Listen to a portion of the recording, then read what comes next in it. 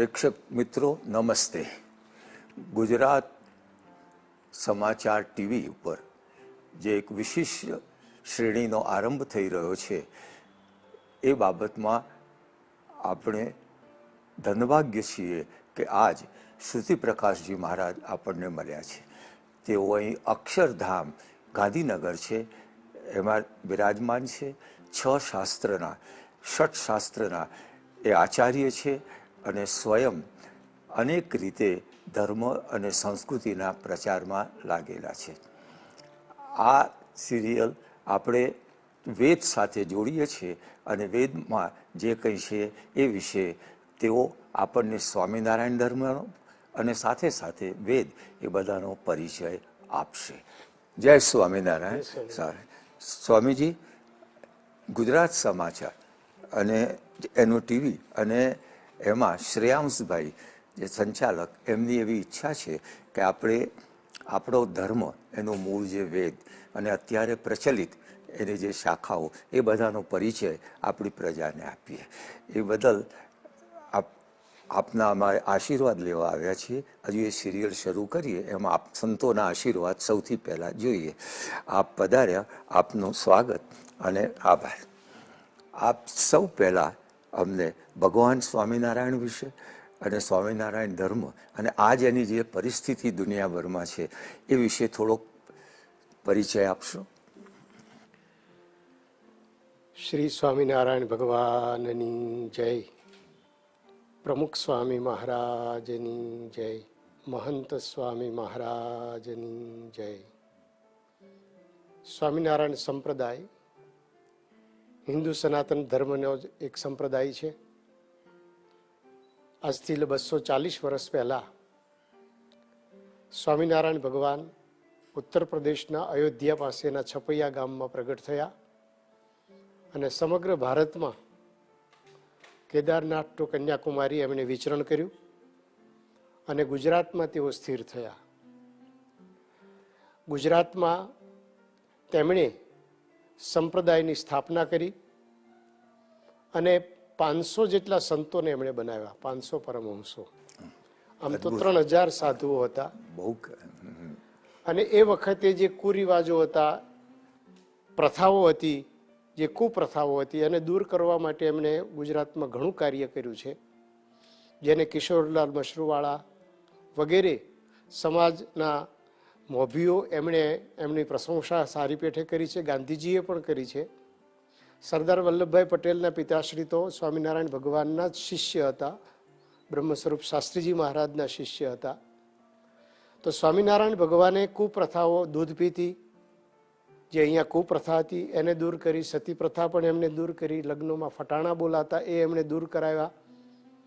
એવા ઘણા બધા કુરિવાજો એમણે દૂર કરાવ્યા અને વિધવા સ્ત્રીઓ માટે એમણે સાંખ્ય યોગી એવું શુભ નામ આપ્યું. અને એ ભગવાનનું ભજન કરે. હવે એ વિધવા નથી પણ ભગવાન એમના પતિ છે. વાહ, સરસ. એ રીતે એમને સાંખ્ય યોગી નામથી ભજન કરાવવાનું શરૂ કર્યું. એમણે સ્ત્રીઓ અને પુરુષોના નિરાળા મંદિરો બાંધ્યા. એટલે સ્ત્રીઓ પોતે જ કથા કરે, સ્ત્રીઓ આરતી કરે. સ્ત્રીઓ એ વખતે અભ્યાસ ઓછા કરતા હતા, પરંતુ આને કારણે હવે કથા વાંચવાની એમને જ આવી. એટલે સ્ત્રીઓ સાક્ષર બનવા માંડી. અને ગાયકવાડ સરકારની શાળામાં જ્યારે એમણે કન્યા શાળા પહેલી ચાલુ કરી, ત્યારે પહેલી શિક્ષિકાઓ તરીકે સ્વામિનારાયણ સંપ્રદાયની બહેનો હતી. એટલે સ્વામિનારાયણ ભગવાને આ બધા કાર્ય કરી અને ખાસ કરીને એકાંતિક ધર્મ, જ્ઞાન, વૈરાગ્ય અને ભક્તિ સહિત એમણે સ્થાપના કરી.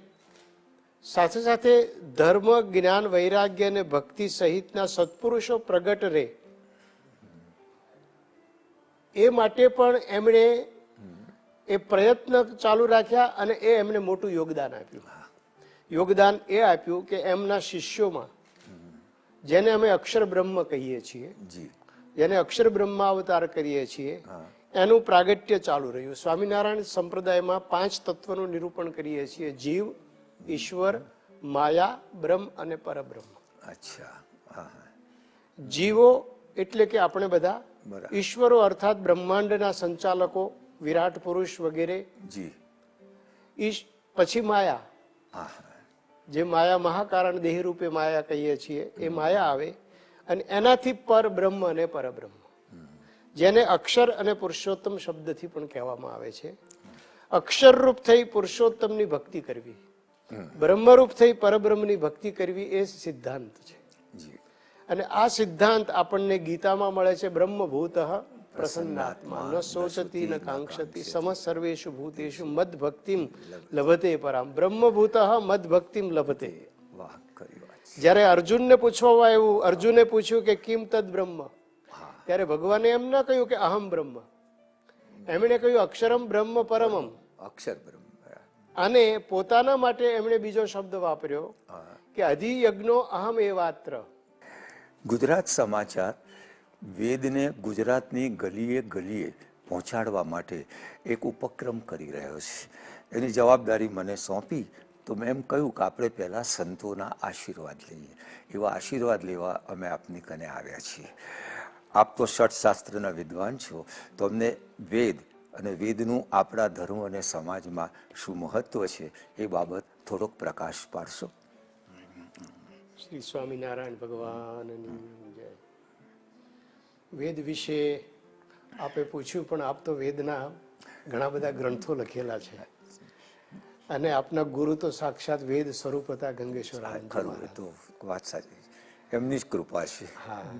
હવે સ્વામિનારાયણ ભગવાને વચનામૃતમાં, શિક્ષાપત્રીમાં એમ કહ્યું છે કે આપણે 8 સત્શાસ્ત્રને માન્ય ગણવા. 8 સત્શાસ્ત્ર. એમાં પ્રથમ વેદથી શરૂ થાય છે. ઓહો. વેદાશ્ચ વ્યાસ સૂત્રાણી, બીજું બ્રહ્મસૂત્ર. શ્રીમદ ભાગવતમ, ત્રીજું. બરાબર. વેદ, વ્યાસસૂત્ર, ભાગવત, પછી મહાભારતના 3 ગ્રંથ એમને લીધા. અચ્છા. ગીતા, વિષ્ણુ સહસ્રનામ અને વિદુર નીતિ. વિદુર નીતિ. બરાબર. એટલે સર્વાંગ ઉપક્રમ માટે વિદુર નીતિ, નીતિ માટે લીધી. જીવન વ્યવહારમાં. યાજ્ઞવલ્ક્ય સ્મૃતિ આચાર વ્યવહારને પ્રાયશ્ચિત્ત માટે લીધી. જપ માટે વિષ્ણુ સહસ્રનામને પસંદ કર્યો. વેદ તો સર્વમાન્ય છે. શ્રીમદ ભાગવત ભક્તિ માટેનો ઉત્તમ ગ્રંથ છે. અને વ્યાસ સૂત્ર તત્વજ્ઞાન દાર્શનિક ગ્રંથ છે. અને વેદમાં ઉપનિષદ તો આવી જાય. જી. અને ત્યાર પછી 2 જે બાકી રહ્યા, યાજ્ઞવલ્ક્ય સ્મૃતિ અને વેદાશ્ચ વ્યાસ સૂત્રાણી શ્રીમદ ભાગવતમ, તથા પછી મેં 3 કયા મહાભારતના, 3 આ કયા, અને પછી 2 બાકી રહ્યા વાસુદેવ મહાત્મ્ય. અચ્છા. એક સ્કંદ પુરાણમાં આવેલો ગ્રંથ છે વાસુદેવ મહાત્મ્ય. બરાબર. અચ્છા. એ એમણે માન્ય ગણ્યો છે. એમાં એકાંતિક ધર્મનું નિરૂપણ છે એટલા માટે. તો 8 ગ્રંથો એમણે જે લીધા, એમાં વેદને પ્રથમ સ્થાન આપ્યું. કારણ કે વેદો ખીલો ધર્મ. કારણ કે બધા જ ધર્મ આપણા સંપ્રદાય કહીએ, પણ એ ધર્મ જ છે. એ બધાનું મૂળ તો વેદ છે. અને વેદ છે એના માટે આપણે અપૌરુષેય શબ્દ વાપરીએ છીએ. ભલે વિદેશીઓએ એના ટાઈમ ગણ્યા હોય, કાળ ગણ્યા હોય, પણ જેમ જેમ કાળ ગણના થતી જાય છે, જેમ જેમ એવિડન્સ મળતા જાય છે, એમ આપણે પાછળ જતા જઈએ છીએ. સાબિત થતું જાય છે. જેમ મેક્સ મુલર અને ગ્રિફિથ ને બધાએ કહ્યું કે સમગ્ર માનવ જાતિમાં સૌથી પહેલો ગ્રંથ હોય તો એ ઋગ્વેદ છે. તો હવે માનવ જાતિને તો 3 અબજ વર્ષ. તો ખરા. તો માનવ જાતિને શીખવા માંડી અને તમે 2 અબજ ગણો કદાચ. જે ગણો. બરાબર. જો તો ઉત્ક્રાંતિવાદમાં માનતા હોય એના માટે. ન માનતા હોય એનો તો પ્રશ્ન નથી. પણ તોય 1 અબજ વર્ષ તો જૂનો ગણાય કે નહીં? અમે અરવિંદ ઘોષે એમ કહ્યું છે કે no authority on the earth can decide the origin of Veda. બસ દુનિયાની કોઈ કરી શકે એમ. વાતો કર્યા કરો, બાકી બિલકુલ ખરી વાત. એટલા માટે અપૌરુષેય જ છે. પછી વેદનો અર્થ જ જ્ઞાન કે એવું કંઈક છે ને વેદનો અર્થ જ્ઞાન પણ થાય છે. 6 અર્થ વેદ શબ્દના જે કર્યા છે. હા સત્તાયામ વિદ સત્તાયામ ધાતુ દ્વારા જી કે જે એમાં એક જાણવું એ વેદનો મુખ્ય અર્થ છે. જી હા. અને એનાથી શું જણાય વેદથી? વેદથી આમ તો હકીકતમાં તો મુખ્ય જાણવાના છે પરમાત્મા. એકેન વિજ્ઞાતેન સર્વં વિજ્ઞાતમ. જી હા. પરંતુ વેદ શાસ્ત્ર સંહિતાઓ કે આખું જે વૈદિક સાહિત્ય હા એ સમગ્ર લઈએ જી તો ભગવાનને તો જાણવાના મુખ્ય છે જ. હા હા આપણું લક્ષ્ય પણ જાણવાનું મુખ્ય છે. જી હા. સંસારને જાણવો પણ જરૂરી છે કારણ કે એને તરવાનો છે. વાત સાચી છે. આપણે આપણા આત્માને પણ જાણવો જરૂરી છે કારણ કે હું કોણ છું નહીં ખબર હોય હા તો ત્યાં સુધી પછી શું કરી શકવાના. કઈ નહીં. એટલે વેદ આ કામ કરે છે. પોતાને જાણો, પરમાત્માને જાણો, જગતને જાણો. અને વેદમાં આપણે ત્યાં ફક્ત ભારતીય સંસ્કૃતિમાં તત્વજ્ઞાન જાણી મંજીરા લઈને ભજન કરવું એટલું જ નહોતું. ના ના. આપણે ત્યાં આયુર્વેદ પણ છે, હા આપણે ત્યાં ધનુર્વેદ પણ છે, શિલ્પ વેદ પણ આપણે છે, શિલ્પવેદ પણ છે, સંગીતનું પણ એટલું જ આપણે ત્યાં નાટ્યવેદ પણ એ પણ છે. નાટ્યવેદ એટલે પણ છે. તમામ રીતે આપણું જીવન સંપૂર્ણ બને જી એ આપણને વેદ શાસ્ત્રે આપણને શિક્ષા આપી. ખરું. અને વાસ્તવિકતા એ છે કે જે વિજ્ઞાનનો વિકાસ થયો જી એ પણ મૂળ જુઓ તો વેદમાં જ છે. આજે વિકાસ પણ માત્રના ખરું ખરું. યજ્ઞમાં હોમવા માટે કયું કાષ્ઠ વાપરવું જી કે જે જલ્દી બળે અને ધુમાડો ના કરે એ નક્કી કર્યું. પણ દરવી એવા કાષ્ઠની બનાવવી કે જે જલ્દી ન બળે. બોલો કહો. એટલે કાષ્ઠની જે આખું ગુણ લક્ષણ એ આપણને યજ્ઞ દ્વારા મળ્યું. પણ એ વિજ્ઞાન જ છે. એક વિજ્ઞાન જ છે. જી હા. તમારે એ ઈંટ કેવી બનાવવી શેન ચીતી વખતે હા એ ભીની હોય ત્યારે સાઈઝ કઈ હોય અને સુકાય ત્યારે સાઈઝ કઈ થાય. માનો કે 2 મિલીમીટરનો ફેર પડતો હોય. પણ કેટલું સૂક્ષ્મ ગણતરી છે. આ આખું જે આપણું જે આ બાંધકામનું વિજ્ઞાન, હા એન્જિનિયરિંગ, સિવિલ એન્જિનિયરિંગ એ આપણને વેદે શીખ્યું. ગુરુત્વાકર્ષણનો સિદ્ધાંત તો વેદે જ આપેલો છે. હા. પૃથ્વી ફરે ગોળ છે છે, એ વેદે પૃથ્વી ફરે આપેલું છે એ વેદે કહેલું છે. ચંક્રમાણ એવો શબ્દ છે વેદમાં પૃથ્વી માટે. એટલે કઈ વસ્તુ વેદમાં નથી. જી હા. સર્વમ વેદાત પ્રસિદ્ધ. પ્રસિદ્ધ પ્રમુખ સ્વામી મહારાજે એ જ કહ્યું. અને હા એમણે કહ્યું કે બીજાના સુખમાં આપણું સુખ. વાહ. એ આત્મના પ્રતિકૂલાની એ જ એ જ થયું. થયું. બીજાના ભલામાં આપણું ભલું. એટલે આત્મના પ્રતિકૂલાની ન પરેશાન સમાચરેત. એવો જ જ્યારે આજે મલ્ટીનેશનલ કંપનીઓનો ચારેય બાજુ જાહેરાતો દ્વારા લોકોને લૂંટવાના પ્રયત્નો ચાલતા હોય છે ત્યારે જી હા. યજુર્વેદ સંહિતાના 40મા અધ્યાયનો ઈશોપનિષદનો પહેલો મંત્ર જી મા ગૃધઃ કસ્ય સિદ્ધ. આટલું સિદ્ધ થઈ જાય તો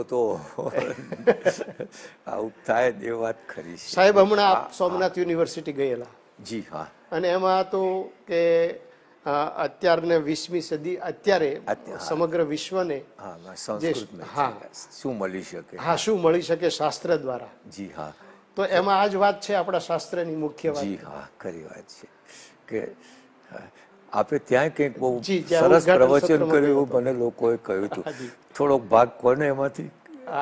એમાં મેં મુખ્ય વાત તો મેં આ જ કરેલી કે આપણે ચારિત્ર્ય જે શીખવાનું છે. હા હા જી અને ભારતની બહુ મોટી વિશેષતા હોય ભારતીય સંસ્કૃતિની હા તો અસ્માકમ ઋષિવંશ પ્રસૂતાનામ ભારતીયાનામ વિચારે સ્વાતંત્ર્યમ હા આચારે પારતંત્ર્યમ. હા એ ના ચાલે. એમાં શાસ્ત્ર હા તસ્માત શાસ્ત્રમ પ્રમાણમ તે. કાર્ય વ્યવસ્થા. તો એ રીતે વિચારમાં ભલે સ્વતંત્ર હોઈએ હા અને એને કારણે ઘણા ઘણા નવા નવા વિચારો આપણને મળ્યા પણ છે. આજે પણ આજે પણ મળે છે. પરંતુ ચારિત્ર્ય શીખવું હોય તો ભારત સિવાય કોઈ ન મળે. વાત કરી. મનુ ભગવાને એ વખતે ઉદ્ઘોષણા કરી હા એતદ દેશ પ્રસૂતસ્ય સકાશાત અગ્રજન્મનઃ સ્વમ સ્વમ ચરિત્રમ શિક્ષેરન પૃથિવ્યામ સર્વ માનવાહ.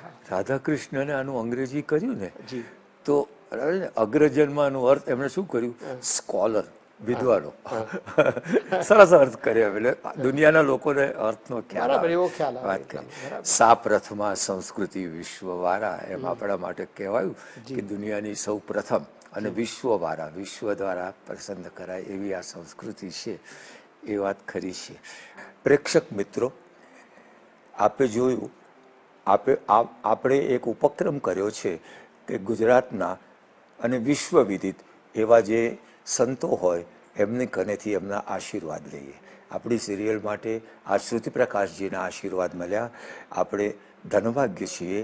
હું તમારા તરફથી, મારા તરફથી અને ગુજરાત સમાચાર ટીવી તરફથી એમનો આભાર માનું છું.